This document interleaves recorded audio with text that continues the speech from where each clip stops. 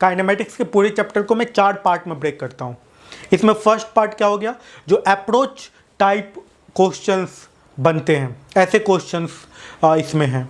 Okay, second जो type है वो है नॉन यूनिफॉर्म एक्सेलरेटेड मोशन का। Non uniform accelerated motion, velocity displacement का इक्वेशन दिया हुआ है, वेलोसिटी एक्सेलरेशन का इक्वेशन दिया हुआ है, वेलोसिटी टाइम का इक्वेशन कुछ इस तरीके से दिया हुआ है। नॉन यूनिफॉर्म एक्सेलरेटेड मोशन है और आपको कैलकुलेट करना रहता है इससे वेलोसिटी का इक्वेशन, एक्सेलरेशन का इक्वेशन। ओके, थर्ड जो टाइप्स ऑफ क्वेश्चन है वो प्रोजेक्टाइल मोशन से रिलेटेड है, कंप्लीट प्रोजेक्टाइल मोशन से रिलेटेड और 2D 2 डायमेंशनल मोशन से रिलेटेड क्वेश्चंस, ठीक है।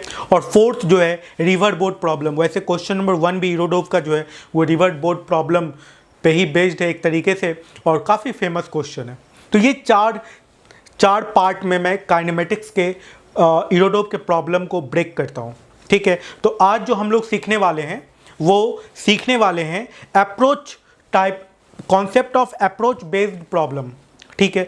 तो शुरुआत करते हैं। इसमें जो मैं कुछ क्वेश्चंस सेलेक्ट करने वाला हूँ, सबसे पहले जो हम लोग क्वेश्चन बनाएंगे वो क्वेश्चन नंबर 13 होगा, प्रॉब्लम नंबर 13 आई इरोडोव का काइनेमेटिक्स का। देखिए इस क्वेश्चन में जो कहा जा रहा है, आप इस क्वेश्चन को पढ़ें, आपके स्क्रीन पे आ रहा होगा ये क्वेश्चन, आप इस क्वेश्चन को पढ़ें। मेरा पढ़ा हुआ है, मेरा कई बार बनाया हुआ है, तो मैं आपको क्वेश्चन बताता हूँ, समझाता हूँ और इसके सॉल्यूशन पे चलता हूँ। देखिए इस क्वेश्चन में क्या कहा जा रहा है कि कुछ इस तरीके से, ये मान लेते हैं ये एक्स एक्सिस है, ये वाई एक्सिस है, एक ऑब्जेक्ट है यहाँ पर जो कि u स्पीड से इस डायरेक्शन में ट्रेवल कर रहा है और एक ऑब्जेक्ट है जो कुछ यहाँ पर है जो कि v वेलोसिटी से चल रहा है। जब ये यहाँ पर था तो यहाँ पर चल रहा है और ये जो पार्टिकल इस लाइन पर चल रहा है, जो एक्स एक्सिस पर चल रहा है, ये जो पार्टिकल है ये इसको अप्रोच कर रहा है। मीन्स यदि आप इसको A मान ले, इसको B मान ले, तो पार्टिकल B जो है वो पार्टिकल A को अप्रोच कर रहा है। तो जब ये पार्टिकल चलता जाएगा चलता जाएगा चलता जाएगा तो किसी एक पॉइंट पे ये जो B पार्टिकल है ये जाके इससे मीट कर जाएगा, मिल जाएगा, ठीक है ना, कुछ ऐसा है। तो और क्वेश्चन में कहा जा रहा है कि कब ऐसा होगा, वो समय क्या होगा, वो टाइम कब होगा कि ये इससे मिल जाएगा। ये सिर्फ एक क्वेश्चन ही आप ना समझे, इस पे बेस्ड मैं कुछ और भी क्वेश्चन आपसे करवाने वाला हूं, क्योंकि ये क्वेश्चन इरोडोव में है, लेकिन इस क्वेश्चन से और भी क्या क्वेश्चन बन सकता है, कैसा क्वेश्चन बन सकता है, इस पे हम लोग बात करेंगे, ठीक है। तो देखिए ये जो बी पार्टिकल है इस ए पार्टिकल को अप्रोच कर रहा है और ये जो ए पार्टिकल है ये यू वेलोसिटी से एक्स एक्सिस पे ट्रेवल करता जा रहा है, ठीक है। तो अब देखिए यहाँ पे किसी टी टाइम में, किसी जनरल टाइम टी पे ये जो बी पार्टिकल है वो यहाँ पर होगा और ये जो ए पार्टिकल है वो यहाँ पर होगा, कुछ ऐसे होगा, है ना, ठीक है। मतलब ये यू वेलोसिटी से इधर जा रहा होगा और ये वी वेलोसिटी से इसको अप्रोच कर रहा होगा, ओके। तो यहाँ पे एक्स एक्सिस पे ये जाके मिल जाता है एक दूसरे से, ओके। तो जब ये मिल जाता है यहाँ पे तो इस u का एक कंपोनेंट, ये एंगल यदि आप थीटा मानते हो तो ये एंगल थीटा होगा, इस u का एक कंपोनेंट u cos थीटा हो जाएगा, है ना। कुछ लोगों को लग रहा होगा u का क्यों कंपोनेंट हम लोगों ने लिया है, v का कंपोनेंट क्यों नहीं लिया है। v का भी कंपोनेंट ले लेते हैं, ये v है और ये v का जो ये कंपोनेंट होगा ये v cos थीटा हो जाएगा, ठीक है। ये v cos थीटा, ये x एक्सिस के लॉन्ग इसका वेलोसिटी v cos थीटा है, इसका x एक्सिस के लॉन्ग वेलोसिटी u है। इनिशियली x एक्सिस पे इसका सेपरेशन 0 था और जब ये यहाँ पे मिल जाएगा, इस पॉइंट पर जब ये मिलेगा तब भी इसका x एक्सिस पे सेपरेशन 0 रहेगा, ठीक है। तो यदि आप x एक्सिस के लॉन्ग मोशन की बात करते हैं, x एक्सिस के लॉन्ग यदि आप मोशन की बात करते हैं तो यहाँ पे क्या हो जाएगा, v cos थीटा और u, ठीक है। इसके रिलेटिव मोशन की बात होगी तो यहां पर यदि x एक्सिस के लॉन्ग वेलोसिटी देखा जाए, v cos थीटा और u के बीच में रिलेटिव मोशन देखा जाए, ठीक है, तो यहां पर जो कुछ ऐसा बनेगा, रिलेटिव वेलोसिटी के कॉन्सेप्ट से चलते हैं, v cos theta minus u, this is the relative velocity. इसमें यदि dt से मल्टीप्लाई कर दिया जाए तो ये डिस्प्लेसमेंट है और यदि इसका इंटीग्रेशन कर दिया जाए तो दोनों के बीच में रिलेटिव डिस्प्लेसमेंट की यहाँ पे बात हो रही है। यहाँ पर जो मिलेगा वो रिलेटिव डिस्प्लेसमेंट मिलेगा, क्योंकि ये रिलेटिव वेलोसिटी है, रिलेटिव वेलोसिटी का इंटीग्रेशन रिलेटिव डिस्प्लेसमेंट प्रोवाइड करेगा, ठीक है। तो यहाँ पर ये जो मिलेगा ये एक्स एक्सिस के लॉन्ग किसी भी टाइम पे इसका सेपरेशन मिलेगा। तो 0 से t टाइम पे यदि आप इंटीग्रेट करते हैं यहाँ से यहाँ तक के लिए, मान लेते हैं t टाइम तक यह ऑब्जेक्ट चला होगा, तो 0 से t टाइम तक यदि आप इंटीग्रेशन करते हैं तो निश्चित तौर पे ये 0 से 0 होगा। इनिशियल सेपरेशन भी दोनों के बीच में x एक्सिस के लॉन्ग 0 था, फाइनल सेपरेशन भी इन दोनों के बीच में 0 है x एक्सिस पे। तो अब यहाँ से आप देखिए क्या होता है, यहाँ पे हो जाता है v cos theta dt minus integration of u dt and that will be equals to 0। तो यहाँ पे जो फाइनल इक्वेशन, एक इक्वेशन बन के आ रहा है, यदि मैं यहाँ पे इसको लिखूँ तो ये इक्वेशन क्या बन के आ रहा है, v बाहर आ जाएगा क्योंकि कांस्टेंट है, integration of cos theta dt that is equals to ut, dt का इंटीग्रेशन t, तो u कांस्टेंट है यहाँ पे, है ना। तो integration of cos theta dt that is equals to ut by v, कुछ ऐसा आया। ये किसका कंपोनेंट लेने पे आया है, v का कंपोनेंट लेने पे आया है। u का कंपोनेंट यदि लिया जाए तो u एक टाइप का अप्रोच वेलोसिटी है, ठीक है। ये सीधा जो अप्रोच कर रहा है ना वो वेलोसिटी है u cos theta minus v, ठीक है। तो अब जो सेकेंड इक्वेशन बनेगा u के कंपोनेंट लेने पे वो क्या बनेगा, देखिए v minus u cos theta dt, v minus you cos theta D T, और इसका जो इंटीग्रेशन होगा यहाँ पे बड़ा कौन होगा, u, एक तो u छोटा है, ऊपर से u माइनस उसमें कॉस थीटा, तो ये वाला जो टर्म है, ये जो टर्म है ये पॉजिटिव टर्म है, ठीक है। और यहाँ पे इंटीग्रेशन जो होगा ds का, ये पूरे का dt इंटीग्रेशन है। यहाँ पर जो ds का इंटीग्रेशन होगा, इनिशियल सेपरेशन कितना था l, तो l से लेकर के फाइनल सेपरेशन, इसके बीच में इनिशियल सेपरेशन कितना था l था, फाइनल सेपरेशन कितना है 0 है, तो L से 0 होगा, लेकिन ये तो टर्म निगेटिव आ जाएगा, ds घट रहा है, सेपरेशन जो दोनों पार्टिकल के बीच में वो डिक्रीज हो रहा है, इस कारण यहाँ पे एक निगेटिव साइन होगा, एक निगेटिव साइन होगा। अब यहाँ पर आप कैलकुलेशन कर सकते हैं, तो यहाँ पर क्या आएगा देखिएगा, v कांस्टेंट है, इंटीग्रेशन हो जाएगा dt का, ठीक है। यहाँ पे u कांस्टेंट है, यहाँ पे इंटीग्रेशन हो जाएगा, किसका इंटीग्रेशन हो जाएगा बताइए, cos थीटा dt का इंटीग्रेशन हो जाएगा, ठीक है। And that is equals to, यहाँ पे माइनस एल होगा और ये एल आ जाएगा, ठीक है। समझ रहे हैं ना, ds का इंटीग्रेशन है, 0 पहले पुट करेंगे, l पुट करेंगे, minus L minus minus plus हो जाएगा, कुछ ऐसा आएगा, ठीक है। v dt का यहाँ पे v इंटू टी हो गया, ओके। और फिर यहाँ पे क्या आ गया, u cos थीटा dt, ये टर्म का इंटीग्रेशन कितना आएगा, cos थीटा dt का यदि इंटीग्रेशन देखें तो ut बाई v आ चुका है ना। cos थीटा dt का इंटीग्रेशन कितने के बराबर है, ut बाई v के बराबर है, ठीक है। तो cos थीटा dt के इंटीग्रेशन को ut बाई v लिख देते हैं, t का वैल्यू कैलकुलेट कर लेते हैं, ठीक है। तो यहाँ से इसको ut बाई v लिख दिया जाए, ओके। और पहले से एक u मौजूद है यहाँ पे, that is equal to l हो जाएगा, तो यहाँ से t कॉमन आ जाएगा, t कॉमन आ जाएगा, ये होगा v square minus u square by v that is equal to l। तो वो जो टाइम होगा जब ये b पार्टिकल a से कोलाइड कर जाएगा या मिल जाएगा वहाँ पे, वो वैल्यू आएगा v l by v square minus u square. This is the way to calculate the value of time when both particle a and b collide with each other, okay. चलते हैं अब इस क्वेश्चन के second part पे। ये question तो इरोडोम में मौजूद था, लेकिन इस क्वेश्चन से एक और क्वेश्चन, अच्छा क्वेश्चन बन सकता है, हो सकता है वो क्वेश्चन आपको और भी ज़्यादा अच्छा लगे। देखिए ये ऐसा बन सकता है, यदि मान लीजिए कि इसका वेलोसिटी और इसका वेलोसिटी सेम होता, ए पार्टिकल और वी पार्टिकल का वेलोसिटी सेम होता, तो दोनों के बीच में मिनिमम सेपरेशन कितना होता। ये क्वेश्चन, ये नया क्वेश्चन मैं आपको प्रोवाइड कर रहा हूँ, आप इस क्वेश्चन को बनाने की कोशिश कीजिए। देखिए मैं आपको क्वेश्चन समझा देता हूँ। ऐसा ही एक और क्वेश्चन दिया जाए इसी कॉन्सेप्ट पे बेस्ड, तो कैसे बनाया जाएगा। देखिए मैं क्वेश्चन आपको प्रोवाइड कर रहा हूँ कि एक पार्टिकल है जो एक्स एक्सिस की तरफ u वेलोसिटी से जा रहा है, एक दूसरा पार्टिकल है जो u वेलोसिटी से इस पार्टिकल को अप्रोच कर रहा है, इनिशियल सेपरेशन इसके बीच में l है, ओके। तो अब क्वेश्चन में कहा जा रहा है, क्वेश्चन में क्या कहा जा रहा है कि इन दोनों पार्टिकल के बीच में मिनिमम सेपरेशन क्या होगा, ठीक है। ये जब इस पार्टिकल को अप्रोच कर रहा है तो मिनिमम सेपरेशन क्या होगा। मिनिमम सेपरेशन उस समय होगा जब ये पार्टिकल भी इस एक्स एक्सिस पे चला जाएगा, उस समय मिनिमम सेपरेशन होगा। उस समय ये पार्टिकल कुछ यहाँ पर चला आया होगा, और ये जो होगा इसके बीच में मिनिमम सेपरेशन होगा, मान लेते हैं कि वो z होगा। ओके तो ये जो u पार्टिकल है, ये जो पार्टिकल है, ये a माने ये b माने, तो b पार्टिकल कितना चला, ये जो आगे जो पार्टिकल चला है वो कितना चला है, ut चला है। तो ये पार्टिकल कितना चला है, ut माइनस जेड चला है ना, ये कितना चला है, ut माइनस जेड चला है। ओके तो अब इस क्वेश्चन को बनाते हैं।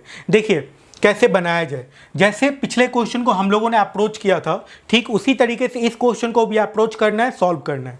ओके तो किसी टी टाइम में ये वाला पार्टिकल जो ए पार्टिकल है वो इस एक्सिस पे चल रहा होगा यू वेलोसिटी से, और एक पार्टिकल इस पार्टिकल को अप्रोच कर रहा होगा, इस पार्टिकल को अप्रोच कर रहा होगा यू वेलोसिटी से। ओके तो एक बार कंपोनेंट हम लोग ए पार्टिकल का लेते थे और इनिशियल सेपरेशन इसके बीच में क्या है, एल है। ओके तो अब यदि ये एंगल थीटा मान लिया जाए तो ये वेलोसिटी का कंपोनेंट होगा u cos थीटा। ठीक है यहाँ तक, तो u cos थीटा का integration u minus you cos theta, u minus you cos theta, ये हो गया अप्रोच वेलोसिटी। ठीक है तो u minus you cos theta का यदि इंटीग्रेशन कर दिया जाए dt टाइम के रिस्पेक्ट में, जब इंटीग्रेशन कर दिया जाए तो यहाँ से डिस्प्लेसमेंट निकल के आएगा, रिलेटिव डिस्प्लेसमेंट। और रिलेटिव डिस्प्लेसमेंट कितना है इन लोग इसके बीच में, z। Finally relative displacement z है और इनिशियल रिलेटिव डिस्प्लेसमेंट l था, तो इसका इंटीग्रेशन क्या होगा, l से लेकर के z तक, लेकिन ये माइनस में होगा क्योंकि ds डिक्रीज कर रहा है, ds निगेटिव है, u कॉमन आ जाएगा यहाँ से और इंटीग्रेशन में u इंटीग्रेशन हो जाएगा यहाँ पे dt का, माइनस u इंटीग्रेशन में cos थीटा dt आ जाएगा यहाँ पे, और ds का इंटीग्रेशन यहाँ पर जब आप पुट करोगे तो ये आ जाएगा l माइनस जेड, कुछ ऐसा आएगा। ओके अब एक और पॉइंट समझिए, जब ये पार्टिकल, अब इस पार्टिकल का यदि वेलोसिटी का कंपोनेंट लिया जाए तो इस पार्टिकल का वेलोसिटी का कंपोनेंट u cos थीटा आएगा। ठीक है अब इस पार्टिकल u cos थीटा इसका x एक्सिस के लॉन्ग वेलोसिटी है, तो यदि इसका इंटीग्रेशन कर दिया जाए u cos थीटा dt का यदि इंटीग्रेशन कर दिया जाए तो x एक्सिस के लॉन्ग चलने वाला इसका डिस्प्लेसमेंट निकलेगा, ये कितने के बराबर है बताइए, u cos theta dt means इस पार्टिकल के वेलोसिटी x कंपोनेंट का जो इंटीग्रेशन है वो इसके बराबर है, यहाँ से लेकर के यहाँ तक के बराबर है, क्योंकि ये पार्टिकल कितना चला है, u cos थीटा dt का इंटीग्रेशन मतलब क्या, x एक्सिस पे ये कितना चला है, तो x एक्सिस पे ये कितना चला है बताइए, यहाँ से यहाँ ut, ये z, तो ये चला कितना है, ut माइनस जेड चला है। ठीक है तो ये इंटीग्रेशन हो जाएगा ut minus Z, u cos theta dt का इंटीग्रेशन यहाँ पे पुट कर लेते हैं, u cos थीटा dt का इंटीग्रेशन के जगह पे ut माइनस जेड, और ये ut आ गया, ut माइनस जेड है, प्लस हो जाएगा z that is equal to l minus z, ये कैंसिल आउट हो गया, z का वैल्यू आ गया l/2। This is the minimum final separation between these particle. चले फिर नेक्स्ट क्वेश्चन पे चलते हैं, इसी तरह का एक और क्वेश्चन सॉल्व करते हैं, देखिएगा।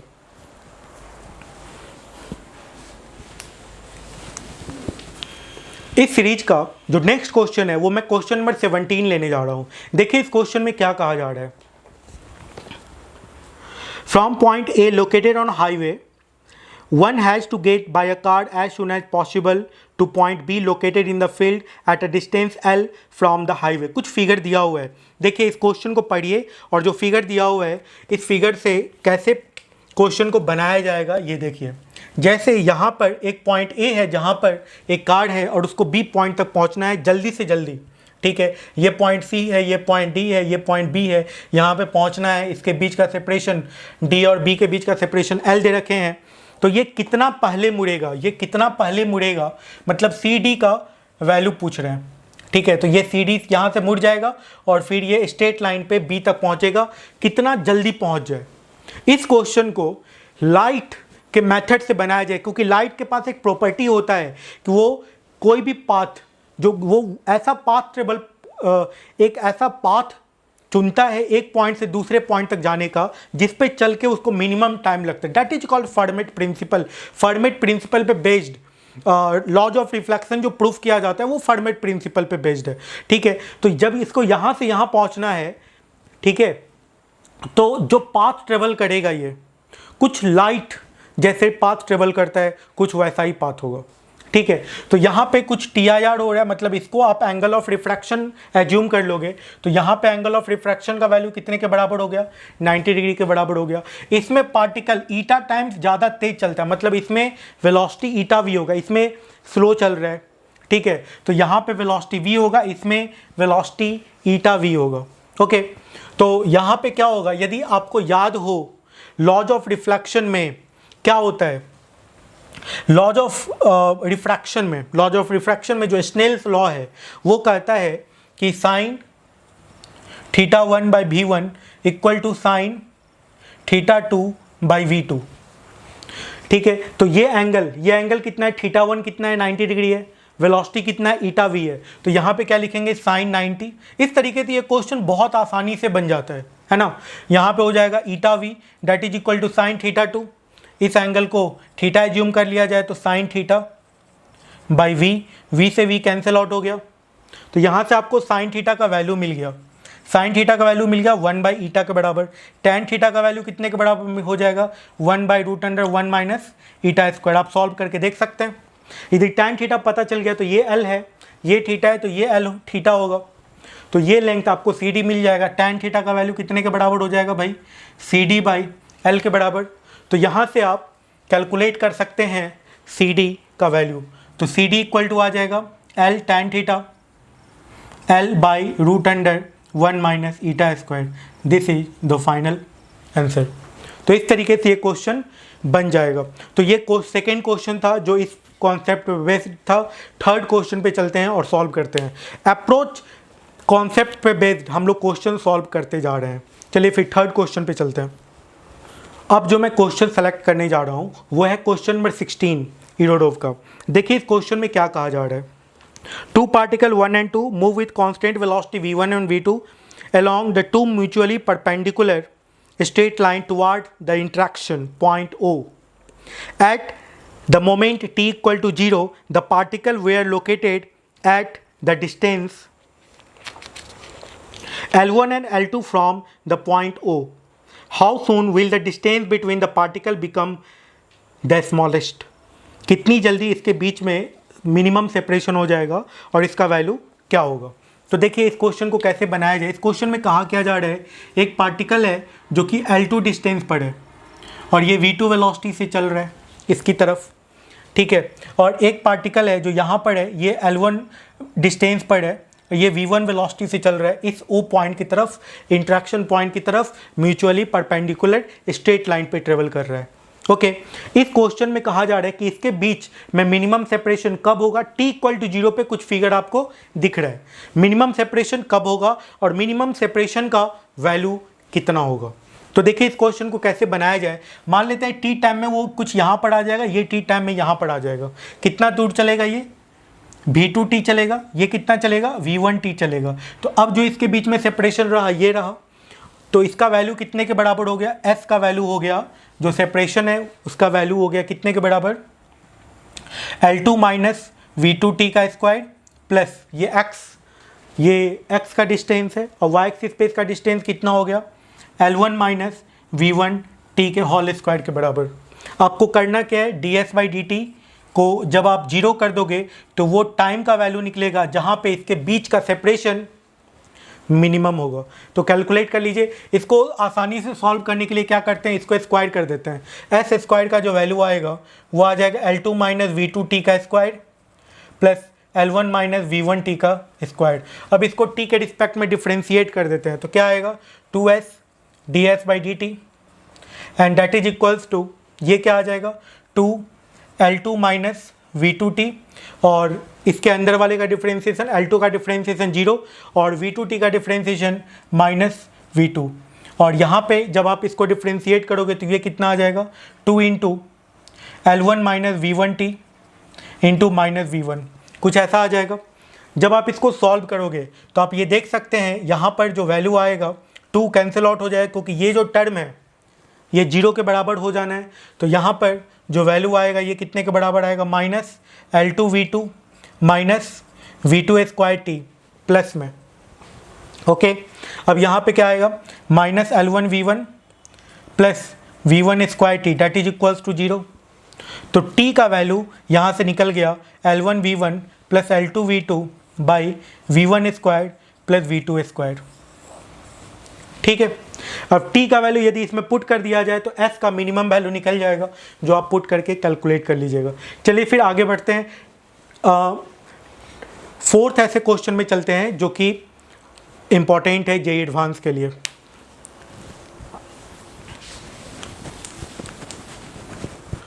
फोर्थ क्वेश्चन जो मैं इस सीरीज में लेने जा रहा हूँ वो क्वेश्चन नंबर 12 है इरोडोव का। देखिए इस क्वेश्चन में क्या कहा जा रहा है। ये क्वेश्चन जनरली सारे बुक में मिलता है, मतलब इसी पे बेस्ड मैं एक और क्वेश्चन आपसे बनवाऊंगा जो आपको खुद बनाना पड़ेगा। पहले मैं इस क्वेश्चन को थोड़ा आपको बता देता हूँ, ठीक है। तो देखिए इस क्वेश्चन में क्या कहा जा रहा है, 3 points are located at the vertices of an equilateral triangle whose side equals to a. Okay, they all start moving simultaneously with velocity v constant in modulus, with the first point heading continually for the second for the third, and the third for the first. How soon will the point converge? कब ये तीनों points एक point पे convert कर जाएंगे। देखिए इस question में क्या है कि जरा सोचिए, ये जो पार्टिकल है, ये पार्टिकल इस तरफ जा रहा है, ये पार्टिकल इसको अप्रोच कर रहा है। मतलब जब ये पार्टिकल यहाँ पर पहुँचेगा, ओके, तो ये पार्टिकल यहाँ पे पहुँचेगा और ये पार्टिकल यहाँ पर पहुँचेगा। ठीक है, अब ये पार्टिकल अपने डायरेक्शन को चेंज करेगा, ये अपने डायरेक्शन को चेंज करेगा और ये अपने डायरेक्शन को चेंज करेगा। ठीक है, तो अब कुछ इस तरह का ट्रायंगल बनेगा, इक्विलैटरल ट्रायंगल। ठीक है, अब ये पार्टिकल यहाँ पे पहुँचेगा, ये पार्टिकल यहाँ पे पहुँचेगा, ये पार्टिकल यहाँ पे पहुँचेगा, फिर से ये अपने डायरेक्शन को चेंज करेगा, ये इधर जाने लगेगा, ये इधर जाने लगेगा, ये इधर जाने लगेगा, और इस तरीके से ये कुछ ऐसे करके यहाँ पे मीट करेगा, ये कुछ ऐसे करके यहाँ पे मीट करेगा, ये कुछ ऐसे करके यहाँ पे मीट करेगा। कब ये मिल जाएगा ये तीनों पॉइंट एक पॉइंट पर, ये पूछा जा रहा है। देखिए ये हमेशा एक दूसरे की तरफ, मतलब स्ट्रेट लाइन पे ही ट्रेवल कर रहा है, हमेशा एक ट्रायंगल बना रहा है, हमेशा एक ट्रायंगल बना रहा है ना, ये हमेशा एक ट्रायंगल बना रहा है। यदि आप इस पॉइंट को समझ रहे हैं तो ये पार्टिकल जब इस तरफ जा रहा है तो ये पार्टिकल का एक वेलोसिटी का कंपोनेंट इसकी तरफ भी होगा। तो चूंकि इसका कंपोनेंट इसकी तरफ होगा तो इसका जो वेलोसिटी का कंपोनेंट होगा इसका इस तरफ v cos 60 डिग्री हो जाएगा, ये v है। तो इन दोनों के बीच में जो रिलेटिव वेलोसिटी, मतलब अप्रोच वेलोसिटी जो है v plus v cos 60 degree is the approach velocity. Okay, तो v plus v cos 60 degree is the approach velocity into time. Because this approach velocity is constant, then you can say that v plus v cos 60 degree into time, that will be equals to total initial length of this triangle. Okay, और initial length कितने के बराबर था, l के बराबर था, a दे रहे हैं l दे रहे हैं, जो भी दे रहे हैं, ठीक है, a के बराबर था, है ना। तो ये a के बराबर था, तो अब ये यहाँ पर से आपको टाइम मिल जाएगा, वो टाइम जब ये कन्वर्ज कर जाएगा।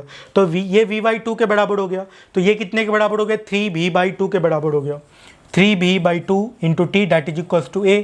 तो यहाँ से आपको टाइम मिल जाएगा 2a/3v। तो ये टाइम मिल गया। अब एक क्वेश्चन मैं आपको प्रोवाइड करता हूँ, हेक्सागोन पे, इक्विलैटरल हेक्सागोन पे 6 पार्टिकल एक दूसरे की तरफ चल रहे हैं, जैसे इस क्वेश्चन में था, ये इसकी तरफ चल रहा है, ये इसकी तरफ, ये इसकी तरफ, ये इसकी तरफ। तो कुछ इसी तरीके से ये सब मिल जाएंगे। तो ये वो टाइम कौन सा होगा जब ये कन्वर्ज होंगे, एक पॉइंट पे कन्वर्ज होंगे, यही पूछा जा रहा है। ठीक है, ये कुछ ऐसा ही करके कुछ मिलेगा, घूमेगा नहीं, ये ऐसा करके मिल जाएगा, है ना, कुछ ऐसा करके मिल जाएगा। ओके, तो अब यहाँ पर देखिए ये v से चल रहा है, ये v से चल रहा है, तो इसका एक कंपोनेंट ये एंगल कितने के बराबर होगा, 60 डिग्री के बराबर होगा। क्यों? क्योंकि ये एंगल 120 डिग्री के बराबर है। तो यहाँ पर इस v का जो कंपोनेंट होगा v cos 60 डिग्री, ये v cos 60 डिग्री से दूर जा रहा है और ये v से नज़दीक जा रहा है। इसका मतलब है यहाँ पर जो अप्रोच वेलोसिटी होगा वो v minus v cos 60 degree के बराबर होगा। यदि इसको टाइम से मल्टीप्लाई कर दिया जाए, इसका साइड लेंथ a था, that is equals to a, यहाँ से वो टाइम मिल जाएगा आपको जब ये पार्टिकल, सारे का सारा पार्टिकल, सारे 6 पार्टिकल्स इस सेंटर पे कन्वर्ज करेंगे। तो वो टाइम आपको यहाँ से मिल जाएगा और ये आ जाएगा 2a/v के बराबर। ठीक है, तो इस तरीके से क्वेश्चन बन जाएगा। चलिए फिर नेक्स्ट क्वेश्चन और लास्ट क्वेश्चन में चलते हैं। अप्रोच वेलोसिटी के कॉन्सेप्ट पे जो क्वेश्चन बन सकता है।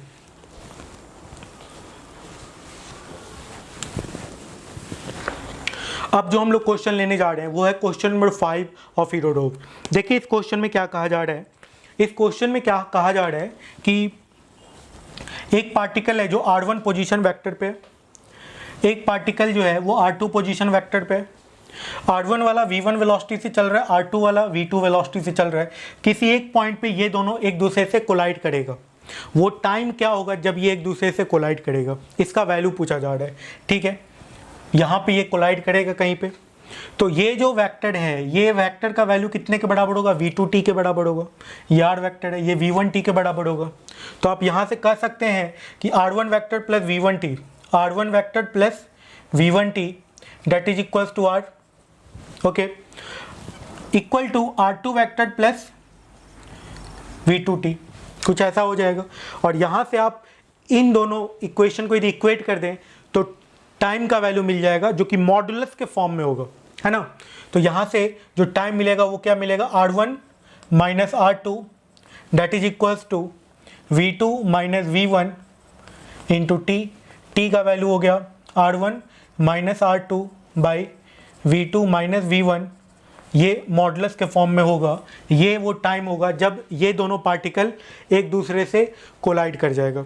इस तरीके से हम लोगों ने 5 ऐसे क्वेश्चंस बनाए हैं जो कि अप्रोच वेलोसिटी के कॉन्सेप्ट से रिलेटेड थे, जे एडवांस के लिए इंपॉर्टेंट थे। चलिए फिर आगे बढ़ते हैं हम लोग। तो अब हम लोग देख लेते हैं कि नॉन यूनिफॉर्म एक्सेलरेटेड मोशन पे बेस्ड क्वेश्चन को कैसे सॉल्व किया जाए। तो समझिए, नॉन यूनिफॉर्म एक्सेलरेटेड मोशन मतलब एक्सेलेरेशन या तो टाइम पे डिपेंड करे, डिस्प्लेसमेंट पे डिपेंड करे, वेलोसिटी पे डिपेंड करे, कुछ इस तरीके से कि उसका वैल्यू कांस्टेंट ना हो। तो आप कहेंगे कि एक्सेलेरेशन जो है वो ऑब्जेक्ट का जो मोशन है वो नॉन यूनिफॉर्म एक्सेलरेटेड मोशन है। ऐसे क्वेश्चन पे, इस कॉन्सेप्ट पे बेस्ड क्वेश्चन को बनाने के लिए जो आप यूज करेंगे, देखिए v का इक्वेशन dx/dt ये यूज करना होगा आपको। एक्सेलेरेशन का वैल्यू dv/dt ये यूज करना होगा आपको। और यदि इसमें ds से मल्टीप्लाई कर दिया जाए तो a ds equal to v dv, ये तीन इक्वेशन का यूज करके आप नॉन यूनिफॉर्म एक्सेलरेटेड मोशन पे बेस्ड क्वेश्चन को सॉल्व करेंगे। ओके, तो चलते हैं और देखते हैं इस पे कुछ बेस्ड कुछ आईओडोब में जो क्वेश्चन मौजूद है। तो क्वेश्चन में 1.21, 1.22, 1.23 ये तीन प्रॉब्लम हम लोग इस सेक्शन में ले लेते हैं और इसके क्वेश्चन को सॉल्व करके देखते हैं कि इससे क्या कॉन्सेप्ट निकल सकता है और नॉन यूनिफॉर्म एक्सेलरेटेड मोशन पे बेस्ड ये जो तीन क्वेश्चन है इसको कैसे आप बना सकते हैं। ओके, देखिए इस क्वेश्चन में जो इक्वेशन दिया रहेगा उसमें डिस्प्लेसमेंट टाइम पे, वेलोसिटी डिस्प्लेसमेंट पे, एक्सेलरेशन वेलोसिटी पे कुछ इस तरीके से डिपेंड करेगा।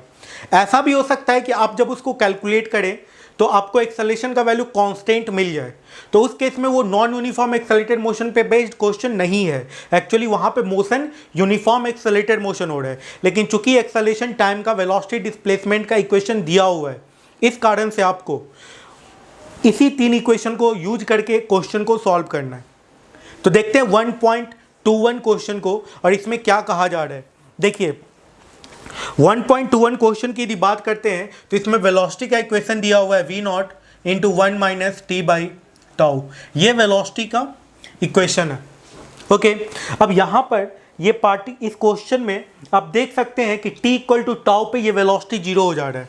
ओके, इसका मतलब है, और इनिशियल t इक्वल टू 0 पे वेलोसिटी v0 था, इसका मतलब इसका वेलोसिटी डिक्रीज कर रहा है।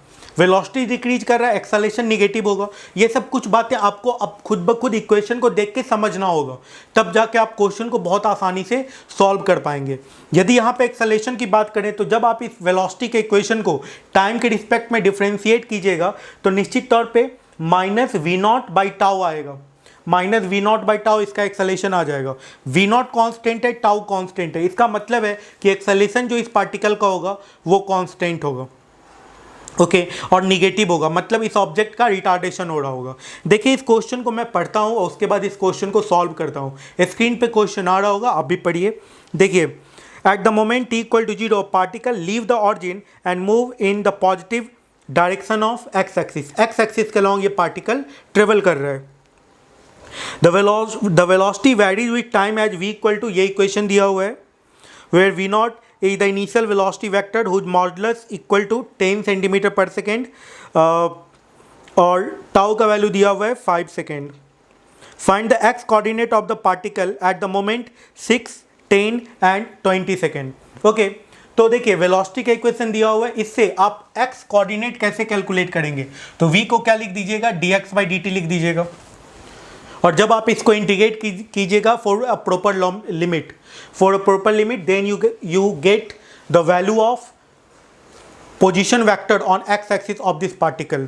सो you can say that particle move on x axis with negative acceleration, with retardation.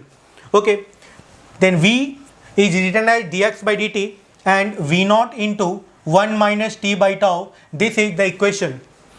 dx equals to v naught dt minus 1 by tau t dt, and if you integrate both sides then you get displacement time equation, or you can say that position of particle on x coordinate with respect to time. Okay, then x equals to v naught t minus t squared by 2 tau. This is the final equation of x coordinate of the particle as a function of time. तो इस तरीके से time का different value put करके आप calculate कर सकते हैं। यहाँ पे t का वैल्यू, टाउ का वैल्यू दिया हुआ है, v नॉट का वैल्यू दिया हुआ है, v नॉट का वैल्यू 10 दिया हुआ है, 10 सेंटीमीटर पर सेकेंड दिया हुआ है। टाउ का वैल्यू कितना दिया हुआ है, टाउ का वैल्यू दिया हुआ है 5 सेकेंड। आप यदि पुट कर दीजिएगा तो x का वैल्यू डिफरेंट टाइम पे आप कैलकुलेट कर सकते हैं। 6 सेकेंड पे कैलकुलेट कर सकते हैं और 10 सेकेंड पे, 20 सेकेंड पे कैलकुलेट कर सकते हैं। ठीक है, 6 सेकेंड पे यदि आप कैलकुलेट करें इस क्वेश्चन में तो ये कितना आ जाएगा, 10 into 6 minus 36 by 2 into 5, then you get 24 centimetre. Okay, this is the value of x coordinate of the particle. और यदि आप 10 सेकेंड पे कैलकुलेट करना चाहें तो ये 6 सेकेंड पे हो गया, और जब आप 10 सेकेंड पे कैलकुलेट कीजिएगा तो कितना आ जाएगा, 10 into 10 minus 100 by 10 that is equals to 0।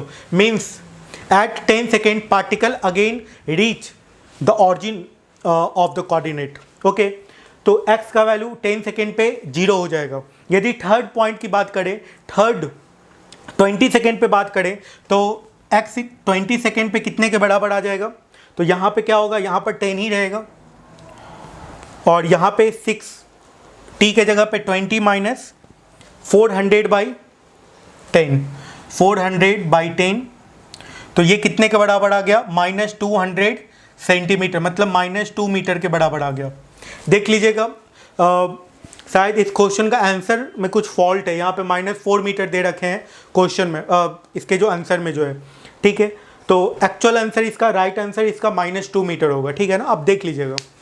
Okay, तो इस तरीके से आप position of the particle different time पे आप कैलकुलेट कर सकते हैं। चलिए इसके सेकेंड पार्ट पे चलते हैं, इसके बी पार्ट पे चलते हैं। बी पार्ट में क्या कहा जा रहा है, बी पार्ट में कहा जा रहा है the moment of time when the particle is at distance 10 centimetre from the origin. Distance 10 centimetre from the origin, तो ऑरिजिन से 10 सेंटीमीटर पे कब रहेगा? तो देखिए यहाँ पे x कोऑर्डिनेट का वैल्यू 10 सेंटीमीटर आपको लेना है, और x कोऑर्डिनेट का वैल्यू 10 सेंटीमीटर दो जगह पे हो सकता है, एक तो +10 पे, एक तो -10 पे। लेकिन क्या ये 10 सेंटीमीटर तक रीच करेगा, ये आपको कैलकुलेट करना होगा। हम लोगों ने जो डिस्प्लेसमेंट टाइम इक्वेशन कैलकुलेट किया था, लिखा था, वो कितने के बराबर था, v not t minus T square by 2 tau. ये डिस्प्लेसमेंट टाइम इक्वेशन था ना। और वेलोसिटी टाइम इक्वेशन जो था वो था v naught into 1 minus t by tau. ये वेलोसिटी टाइम इक्वेशन था। ओके, तो t equal to tau second पे वेलोसिटी का वैल्यू 0 हो जा रहा है, और टाउ का वैल्यू कितना दिया हुआ है, 5 सेकेंड। ओके, और 5 सेकेंड मतलब इस पार्टिकल का जो मैक्सिमम डिस्प्लेसमेंट होगा वो कब होगा, t इक्वल टू 5 सेकेंड पे, क्योंकि 5 सेकेंड के बाद जब इसका वेलोसिटी 0 हो जाएगा उसके बाद ये पार्टिकल चलते चलते इधर आएगा। देख सकते हैं आप इसका वेलोसिटी का जो इक्वेशन है, ये वेलोसिटी रेगुलरली डिक्रीज कर रहा है। यदि आप इसको डिफ्रेंशिएट करके एक्सेलरेशन कैलकुलेट करना चाहें तो वो -1/τ के बराबर आ जाएगा। मतलब एक्सेलरेशन इस पार्टिकल का निगेटिव है, और जब एक्सेलरेशन निगेटिव है तो आप कह सकते हैं कि ये पार्टिकल आगे चल के फिर पीछे मुड़ के आएगा। तो वो टाइम कौन सा होगा, 5 सेकेंड। 5 सेकेंड पे वो आगे चलते हुए फिर पीछे लौटेगा। ओके, तो 5 सेकेंड पे इसका डिस्प्लेसमेंट मैक्सिमम होगा। मैक्सिमम डिस्प्लेसमेंट यदि आप कैलकुलेट करना चाहते हैं तो कितने के बराबर होगा, V0 का वैल्यू कितने के बराबर दिया होता है, 10 के बराबर। तो 10 इंटू यहाँ पे कितना आ जाएगा, t के जगह पे 5 पुट करना है, तो 5 minus 25/10 that is equal to 25 centimetre. This is the maximum displacement.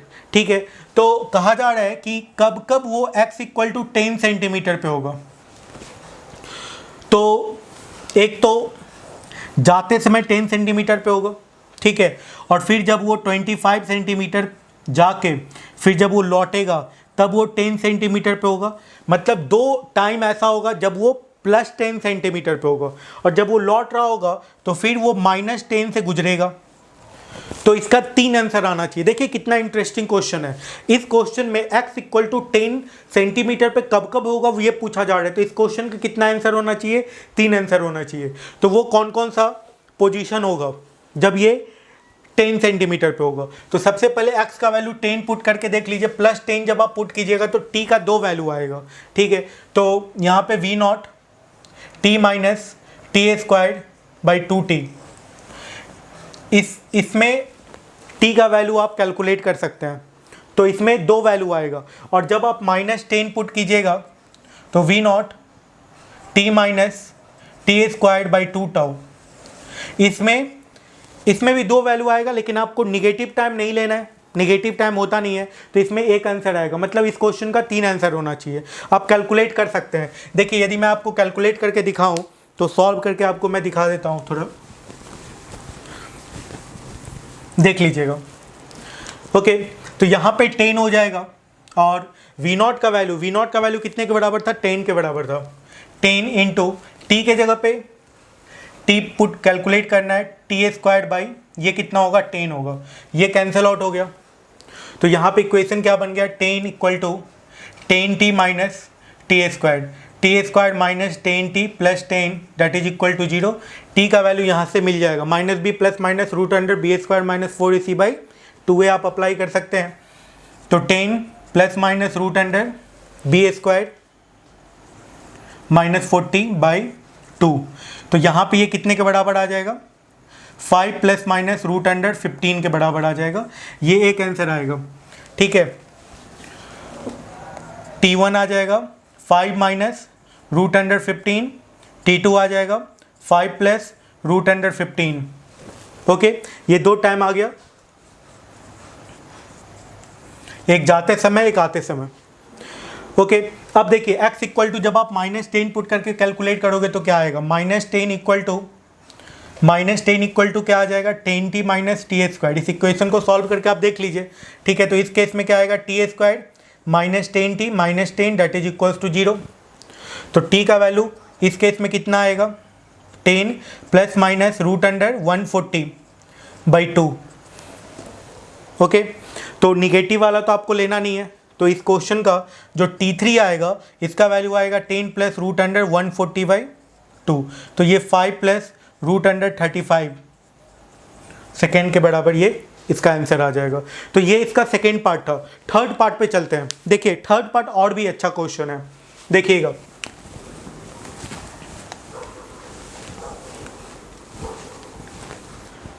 तो अब इस क्वेश्चन के सी पार्ट में चलते हैं, देखते हैं इस क्वेश्चन में क्या कहा जा रहा है। सी पार्ट में कहा जा रहा है कि the distance covered by the particle during the first 4-8 second, draw the approximate plot. तो डिस्टेंस डिस्प्लेसमेंट दोनों ही ग्राफ हम ड्रॉ करके आपको दिखा देते हैं, और 4 सेकेंड और 8 सेकेंड पे आपको कैलकुलेट करना है डिस्टेंस कवर्ड। एक बात याद रखिए, 5 सेकेंड पे जाके जब ये पलटा है तो इसका मतलब है अप टू 5 सेकेंड पार्टिकल का डिस्टेंस और डिस्प्लेसमेंट बराबर होगा, लेकिन 5 सेकेंड के बाद डिस्टेंस का वैल्यू ज़्यादा हो जाएगा, डिस्प्लेसमेंट का वैल्यू कम हो जाएगा। तो देखिए up to t less than equal to tau distance should be equal to displacement. Okay, तो आप इस केस में जो डिस्प्लेसमेंट की बात कर रहे थे तो ये ऑलरेडी कैलकुलेटेड था v not T minus T A square by 2 tau, ये हम लोगों ने ऑलरेडी कैलकुलेट कर रखा है। तो t इक्वल टू ये इतने टाइम के लिए टाउ सेकेंड से कम के लिए यही इसका डिस्टेंस डिस्प्लेसमेंट दोनों है, लेकिन जब आप बात कर रहे हैं t का वैल्यू जब टाउ से बड़ा हो जाता है तो आप ये समझिए अब पार्टिकल जाके लौट गया होगा, यहाँ पर होगा। अब इसका पोजीशन डिस्प्लेसमेंट ये होगा। ओके, डिस्प्लेसमेंट तो डिस्टेंस कितना होगा, ये यहाँ से यहाँ तक लौटा है तो आपको ये डिस्टेंस प्लस ये डिस्टेंस कैलकुलेट करना है, और इसका ये क्या है मैक्सिमम डिस्टेंस है, डिस्प्लेसमेंट है जो ये कवर किया है। मैक्सिमम डिस्प्लेसमेंट कब था, t equal to tau time पे इसका डिस्प्लेसमेंट मैक्सिमम था, जब वेलोसिटी 0 हो गया था उस समय। ठीक है, तो इसका x मैक्सिमम का वैल्यू आप कैलकुलेट कर लें सबसे पहले। तो x मैक्सिमम का वैल्यू, t का वैल्यू जब टाउ पुट कीजिएगा तो x का वैल्यू, x मैक्सिमम का वैल्यू कितने के बराबर आ जाएगा, v नॉट टाउ बाई 2, ये आ जाएगा v नॉट टाउ बाई 2। तो ये आ गया x मैक्सिमम का वैल्यू। ठीक है, तो अब यहाँ पर x का जो वैल्यू है वो इस इक्वेशन से निकल रहा है, इस इक्वेशन से निकल रहा है। तो इसका ये यदि आप वैल्यू कैलकुलेट करना चाहते हैं, ये x प्राइम इसको यदि नाम देते हैं तो x प्राइम का जो वैल्यू होगा, x प्राइम का जो वैल्यू होगा ये कितने के बराबर होगा, x मैक्सिमम माइनस x, इसके बराबर होगा। और जो डिस्टेंस होगा टोटल, डिस्टेंस कितने के बराबर होगा, maximum distance plus x prime, maximum distance plus x prime के बराबर होगा। ये यहाँ से यहाँ मैक्सिमम डिस्टेंस गया फिर प्लस एक्स प्राइम गया, यही इसका टोटल डिस्टेंस है। तो एक्स मैक्सिमम का वैल्यू यही आ चुका है v नॉट टाउ बाई 2, तो ये कितने के बराबर आ जाएगा, v naught tau by 2 x maximum plus x prime का value x maximum minus x, कुछ ऐसा हो जाएगा। तो ये आ जाएगा 2x मैक्सिमम माइनस एक्स, यहाँ पे x मैक्स का वैल्यू पुट कर देते हैं तो ये आ जाएगा v naught tau minus x, और x का वैल्यू कितने के बराबर है, ये है। तो ये कितने के बराबर आ गया बताइए, v not T minus T A square by 2 tau, कुछ ऐसा आ गया है। अब यहाँ से आप v नॉट टाउ को कॉमन निकाल सकते हैं, तो v नॉट टाउ को यदि आप कॉमन निकालें तो यहाँ पे 1 बचेगा, 1 माइनस, इसमें टाउ नहीं है तो इसमें यहाँ पे क्या आ जाएगा, इस केस में यहाँ पे क्या आ जाएगा t बाई टाउ, और यहाँ पे क्या बच जाएगा plus T A squared by 2 tau squared.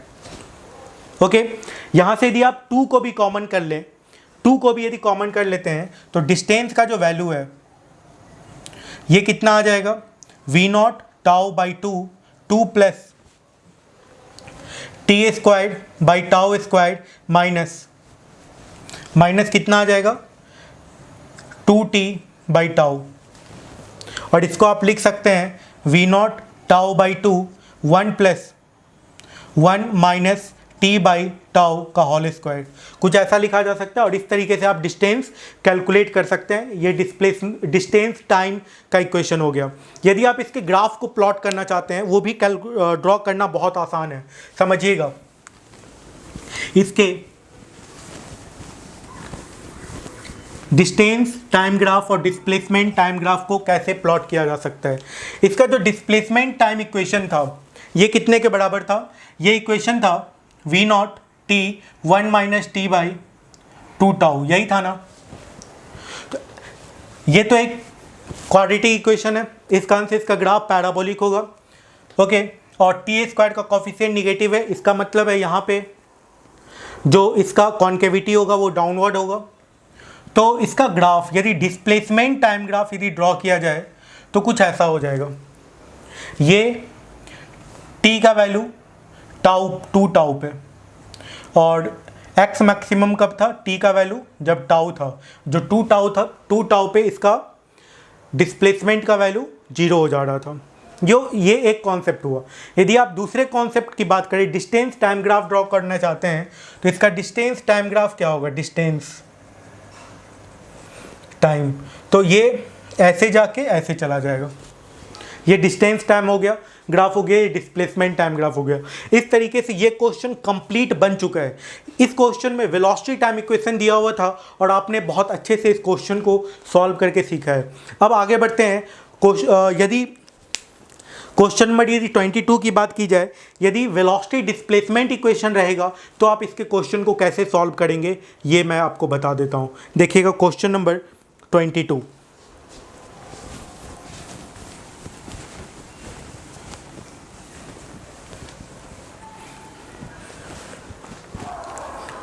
देखिए क्वेश्चन में 22 में क्या कहा जा रहा है, the velocity of the particle moving in the positive x direction varies at v equal to a root x. v का वैल्यू कितना दिया हुआ है, अल्फा रूट एक्स दिया हुआ है ना।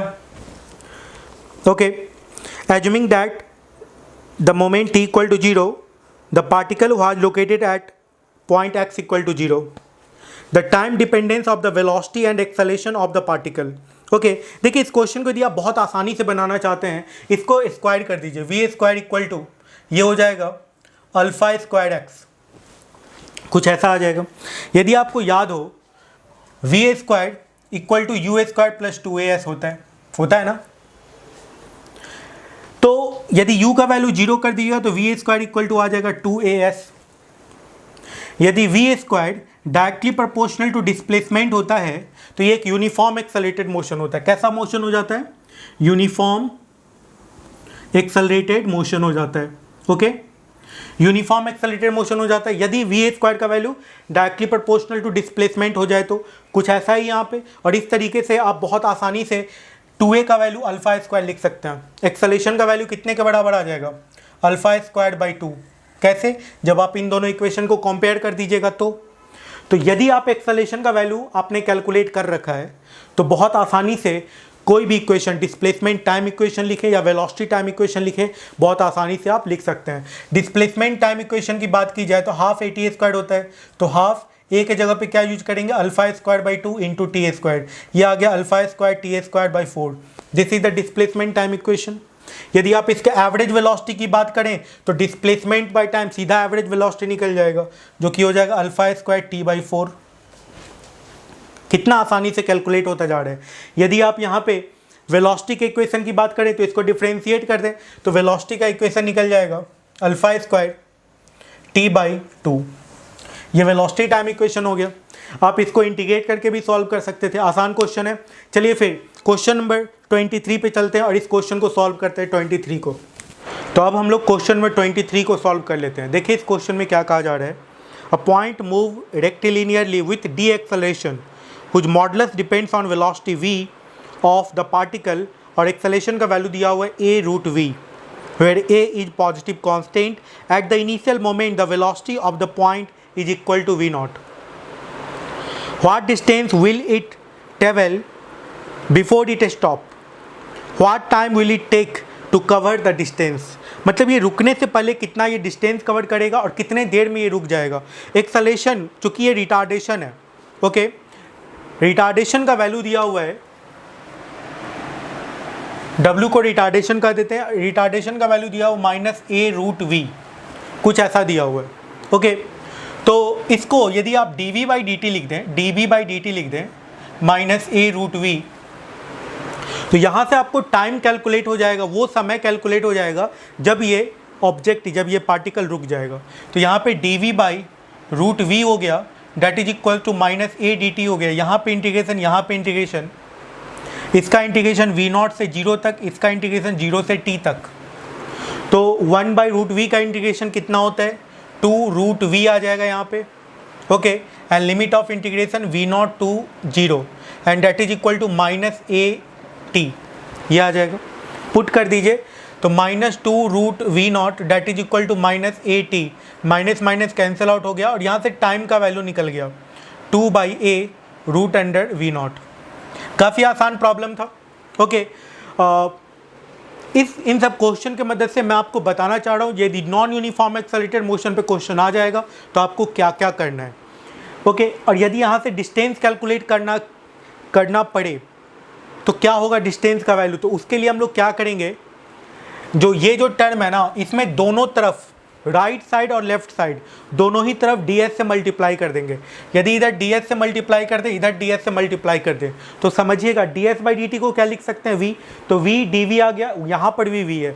तो देखिए ये इक्वेशन, ये फाइनल इक्वेशन यहाँ पर का इक्वेशन जो बन जाएगा v dv that is equal to -A√v ds, ये कैंसिल आउट हो गया, √v dv that is equal to -A ds, कुछ ऐसा आ गया। यहाँ पे इंटीग्रेशन हो जाएगा, यहाँ पे इंटीग्रेशन हो जाएगा, ये V0 to 0 और ये 0 to S। यहाँ पे √v का इंटीग्रेशन क्या होता है, √v का integration 2/3 v⁵ and limit of integration in V0 from V0 to 0 और यहाँ पे आ गया -AS। तो आसानी से यहाँ पे आप डिस्प्लेसमेंट, डिस्टेंस का वैल्यू कैलकुलेट कर सकते हैं, या आप डिस्प्लेसमेंट भी कर सकते हैं, दोनों एक ही होगा, दोनों बराबर होगा इस केस में। तो इस s का वैल्यू कितने के बराबर आ जाएगा बताइए, ये s का वैल्यू आ गया 2/3 A v⁵, this is the final result. Okay, तो ये क्वेश्चन नंबर 23 था।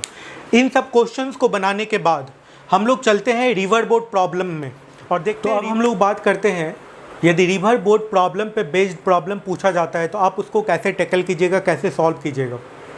तो इसमें सबसे फर्स्ट पॉइंट है अप स्ट्रीम और डाउन स्ट्रीम वाला। तो इस तरह के कॉन्सेप्ट को समझने के लिए आपको क्वेश्चन नंबर 1 बनाना चाहिए और इरोडोव के फर्स्ट प्रॉब्लम का लिंक आपको डिस्क्रिप्शन में मिल जाएगा। इसमें ये बताया गया है कि अप स्ट्रीम और डाउन स्ट्रीम पे बेस्ड क्वेश्चन को कैसे बनाया जाए। उस क्वेश्चन को मैं इस वीडियो में नहीं लेता हूँ क्योंकि बहुत कुछ ही दिन पहले का वो बनाया हुआ है। चलिए फिर आगे बढ़ते हैं और देखते हैं सेकेंड टाइप का प्रॉब्लम। देखिए, यदि रिवर का स्पीड बोट के स्पीड से कम रहता है तो फिर ऐसा हो सकता है कि जीरो ड्रिफ्टिंग हो। जीरो ड्रिफ्टिंग मतलब जैसे मान लीजिए कि ये रिवर का 2 किनारा है और बोट रिवर के रिस्पेक्ट में इस तरफ चलना शुरू करता है। ओके, तो ये बोट का स्पीड है रिवर के रिस्पेक्ट में। कहीं पर भी यदि ये लिखा हुआ हो कि velocity of boat with respect to river या velocity of boat in still water, इसका मतलब समझना है कि velocity of boat with respect to river ही दिया हुआ है ना। तो velocity of boat in still water यदि दिया हुआ है VBR, मतलब velocity of boat with respect to river ही समझना है।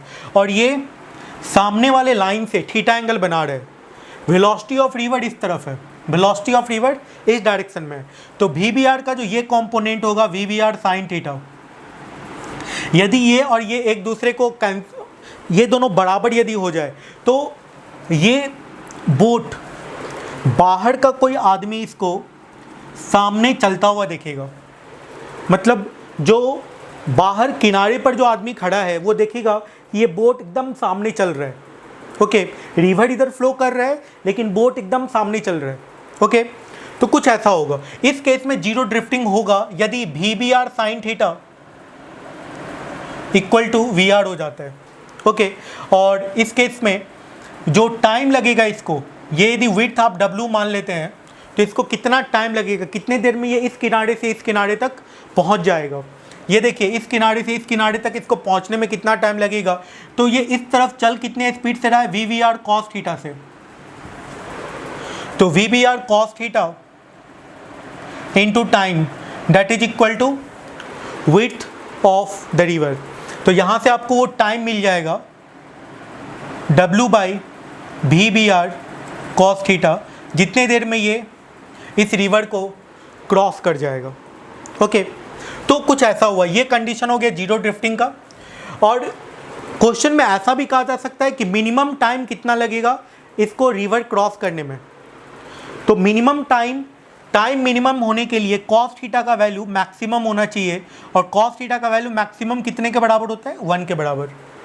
तो टाइम मिनिमम जो लगेगा इस रिवर को क्रॉस करने में इस बोट को, वो W/VBR के बराबर हो जाएगा। This is the minimum time. Actually मैं आपको इस कॉन्सेप्ट से सिखाना चाहता हूँ कि यदि मान लीजिए कि रिवर का स्पीड ज़्यादा हो जाए, रिवर का स्पीड यदि ज़्यादा हो जाए, ठीक है, तो ये कभी भी इस पॉइंट पर नहीं पहुँच पाएगा, जीरो ड्रिफ्टिंग फिर पॉसिबल नहीं होगा। उस केस में जब जीरो ड्रिफ्टिंग पॉसिबल नहीं है तो मिनिमम ड्रिफ्टिंग क्या होगा, अब इसकी बात कर रहे हैं, इस कॉन्सेप्ट की बात कर रहे हैं हम लोग। यदि मान लीजिए कि ठीक है जीरो ड्रिफ्टिंग नहीं हुआ तो मिनिमम ड्रिफ्टिंग क्या होगा, इस पे बेस्ड यदि क्वेश्चन आता है तो कैसे बनाना है, तो समझिएगा। Condition 4, minimum drifting if velocity of river is larger than velocity of boat with respect to river. Okay, तो देखिए, तो इस केस में क्या होगा, VBR साइन थीटा का ये कॉम्पोनेंट होगा, VBR कॉस थीटा ये होगा, इस तरफ भी वेलोसिटी ऑफ रिवर है और VBR कॉस थीटा इस डायरेक्शन में। मतलब इसको जो टाइम लगेगा इस पॉइंट से इस किनारे से इस किनारे तक जाने में कितना टाइम लग जाएगा बताइए, VBR cos theta into t that is equal to W। T का वैल्यू आ गया W/VBR कॉस थीटा। समझिएगा बहुत आसान है, कुछ बहुत टफ नहीं है इसमें। और चूंकि वेलोसिटी ऑफ रिवर ज़्यादा है तो ये बोट इस तरफ, इस आदमी को किधर जाता हुआ दिखेगा, कुछ ऐसे दिखेगा, ये जा इधर रहा है, रिवर के रिस्पेक्ट में इधर जा रहा है, लेकिन ये इस तरफ जाता हुआ दिखेगा इस आदमी को जो किनारे पे बैठा हुआ है। तो ये आदमी देखेगा कि ये बोट यहाँ पर ना पहुँच के यहाँ पे पहुँचा है, यहाँ पे, और ये ड्रिफ्टिंग है, एक्स को ड्रिफ्ट मान लेते हैं कि ये एक्स ड्रिफ्ट किया है। तो इस एक्स का वैल्यू कितना हो जाएगा इस केस में, तो जो हॉरिजॉन्टल स्पीड होगा, यदि आप इसको देखें तो इसमें इस तरफ जो स्पीड होगा ये कितने के बराबर होगा, VBR cos theta minus VR minus VBR sine theta. तो इस तरफ का जो स्पीड हो गया that is equal to VR minus VBR sine theta, हो गया ना। ओके, तो यदि आप ये समझ रहे हैं तो ड्रिफ्टिंग का जो वैल्यू है वेलोसिटी इनटू टाइम होगा, तो ये हो जाएगा VR minus VBR sine theta, ये वेलोसिटी हो गया, into time W/VBR cos theta, कुछ ऐसा आ जाएगा। तो ड्रिफ्टिंग का जो वैल्यू है ये कितने के बराबर आ जाएगा, W/VBR, ये आ जाएगा VR sec theta minus VBR tan theta,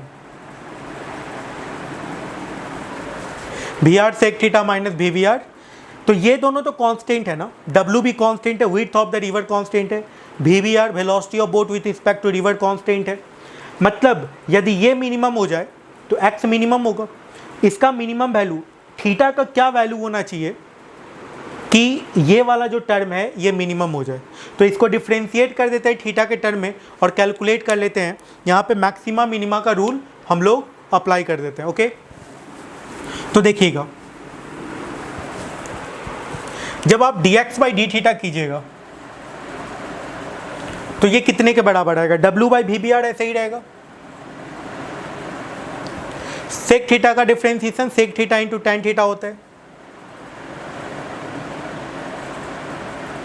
minus VBR tan theta का डिफ्रेंशिएशन सेक स्क्वायर थीटा होता है, कुछ ऐसा आएगा। अब इसको क्या कर देना है, जीरो कर देना है, तो थीटा का वो वैल्यू आएगा जिस पे ड्रिफ्टिंग मिनिमम होगा। देख लेते हैं कितने के बराबर आ जाता है, तो VR tan theta minus VBR sec theta into sec theta हमने कॉमन किया that is equal to zero. तो ये तो जीरो होगा नहीं, ये इसको जीरो होना पड़ेगा, तो ये जीरो होगा, कब होगा जीरो, तो VR टैन थीटा को लिख देते हैं sine theta by cos theta and that is equal to VBR by cos theta, ये कैंसिल आउट हो गया। तो यहाँ पर वो एंगल आ गया जिस पे चलने पे ड्रिफ्टिंग का वैल्यू मिनिमम होगा, है ना। तो जिस पे चलने पे मिनिमम ड्रिफ्टिंग होगा और उस साइन थीटा का वैल्यू कितने के बराबर आ गया भाई, VBR बाई VR।